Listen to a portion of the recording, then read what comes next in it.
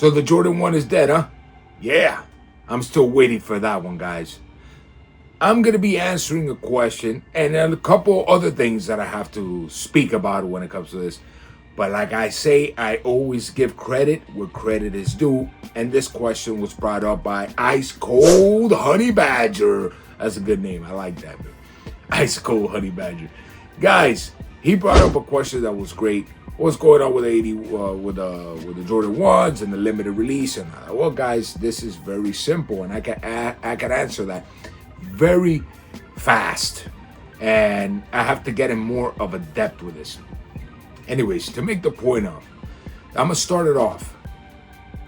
If there was a way that the Jordan 1 dies, or that the Jordan brand, or anything that Nike and Jordan, let's just not put Jordan brand, anything that Nike and Jordan will come out that will completely die out will be in one certain place only that I know of. It doesn't exist, that place, and it's called a sucker-free planet.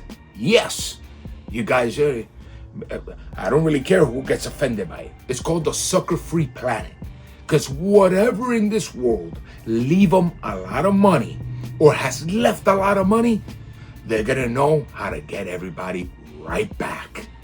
Look at what happened with the Jordan 1. They're dead, gone, finito. Nobody wants to know about it anymore. That's it. Look at them. They're breaking all over the place. And here they come with a Jordan 1 Bred. They make a big fiasco out of it, picking up people in Rolls Royces and making loaf of breads and all that. And people are lining up, and they're going to line up like if it was a loaf of bread. What happened? I thought the Jordan 1 was dead. Man, unless I see that sneaker going for $180, $150, what are you going to say? That is just a YouTube thing that everybody says in this world just so they can create content. That's all it is. That's why they speak about the same exact thing for 2-3 weeks, even a month in a row. Because they cannot create new content. They don't have the mind to think like that. And I don't care how they want to take it. Here's the reality of it, man. They're just going along with it. The Jordan 1 is dead. Everybody was making the same thing. The Jordan 1 is dead. They didn't bring no real proper output. The reality is that Jordan 1, it dies whenever Nike and Jordan wanted to die. Let's say Nike more per se. Whenever they wanted to die. They make a sneaker that people are going to want. They skyrocket the price. They make a limited quantity of it. And everybody falls for the trap again. Everybody, bro. It's like putting, seriously, like Ice Cold Honey Badgers. Just put a pot of honey and all the flies and all the bugs and everybody just lands on it completely. These are the type of things sometimes that I say to myself, dude, should I even buy that sneaker? These are the type of things that I say to myself, bro, am I going to just do exactly what every other YouTuber is doing and just keep feeding the audience the same nonsense? Or am I going to speak the truth about this scenario? And that is the truth. Guys, I have the old pair. I have the last pair that they made. Why would I want to buy this one? For what? So I can see how great the quality is and see if it's really to an 85? Homie, I don't have an 85. They could tell you whatever they want to tell you. We all know that everything in the media is horse crap. Horse crap. I could tell you whatever I want to tell you. If I'm the creator of a sneaker, any sneaker, I could tell you whatever I want. The perfect spag, the perfect leather, it's identically the same. Jordan cut his toenails and put a poked it with it. Whatever the hell they want to say, bro. And the funny thing is that people just fall for this.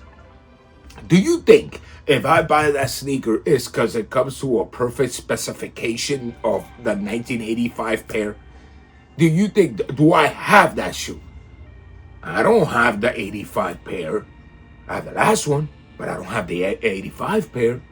So I could do a comparison to the last one that I'm going to be honest with you, out of just pictures alone, because I haven't seen the 2025 pair come out yet. The leather on the last retro, seems a lot better. Seems a lot better. But people just swallow it all up. And maybe even the material is worse than the one that first came out in 85. But they'll fill you up with all this nonsense. And I'm not talking bad about Nike. I'm not talking bad about Jordan. It might sound like I am. Well, maybe a little bit, but whatever. It's not really them. It's the people that fall for that. The people that fall for the nonsense. It's not Nike. It's not Jordan, man. They know how to make money. The thing is making money. Or don't you guys understand that? It's like, I don't understand what goes in there, bro. They're giving me the best. And then people complain, same with quality, and they complain about certain things. Guys, it's all about making money.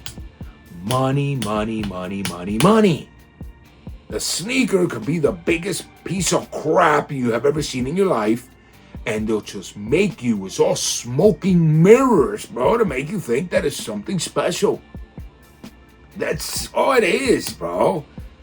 That's all it is. Unless you buy from factory, a real factory.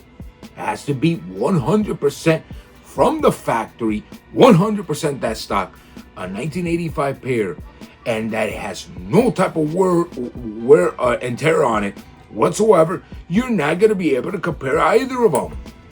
Let's be realistic about it.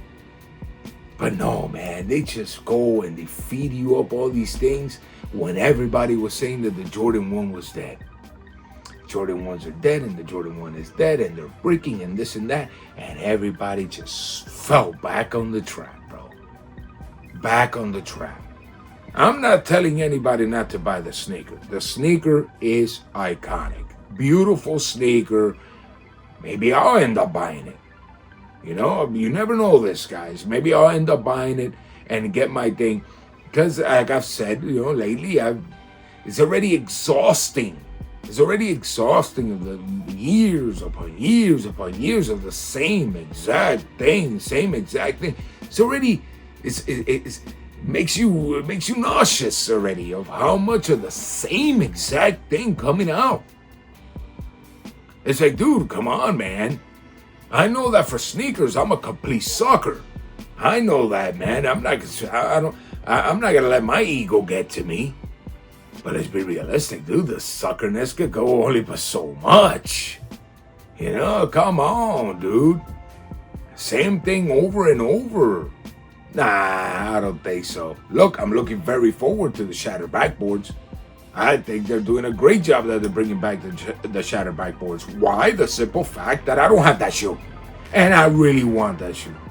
But the Breds, no, man, that should have been going for maybe 200 max. Make a high-ass amount. They're going to still sell the same. They're still going to sell, man.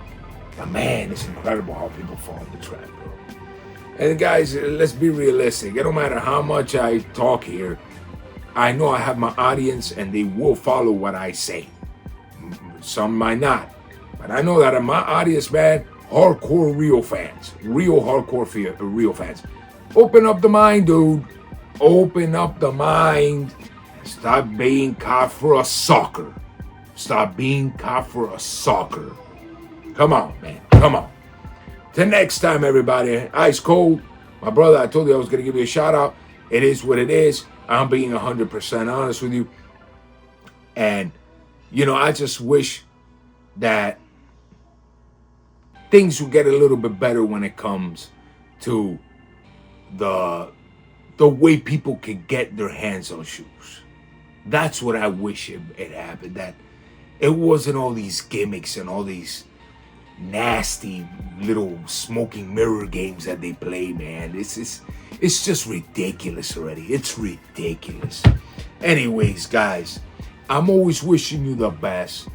I love you all, and I'm always, I don't even know if I just that's how sometimes frustrated it is. Man, you get frustrated sometimes. Trust me, guys, I try to control myself. Anyways, guys, I love you all, and I'm always wishing you the best. Peace. Wu-Tang Clan ain't nothing up.